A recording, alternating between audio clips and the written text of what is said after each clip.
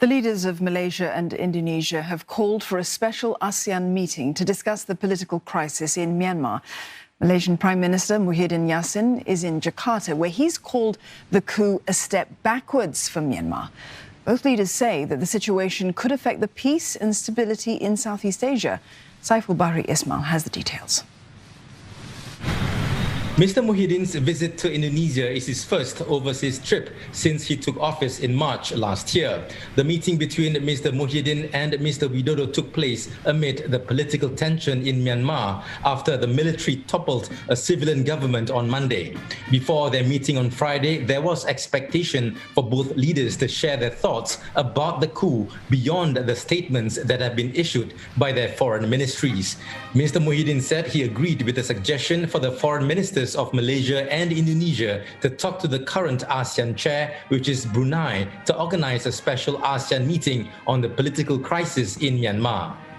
Seperti Indonesia, Malaysia juga memandang serius akan keadaan politik semasa di Myanmar yang merupakan satu langkah ke belakang dalam proses demokrasi di negara tersebut.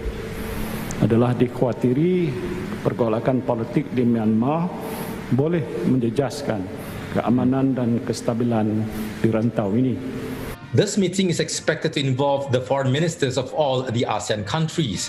However, observers said such meetings are rare and arranging one could be a challenge given ASEAN's policy of non-interference in its members' domestic issues and their contrasting responses to the army takeover. In a statement issued earlier this week, ASEAN said it had been watching developments in the country closely.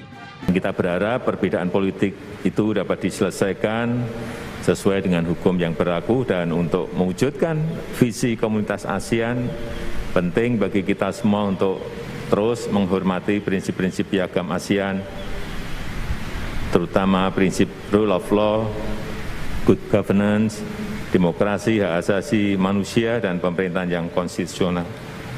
Indonesia and Malaysia also talked about how they can further cooperate in responding to the COVID-19 pandemic. Both countries agreed to establish a COVID-19 travel corridor, a potential reciprocal green lane scheme to support continued official and business travel. Mr. Muhyiddin said negotiations have begun at the working level and he hopes both countries can accelerate discussions to come up with a standard operating procedure to implement the reciprocal green lane scheme. Saiful Bahri Ismail, CNA, Jakarta.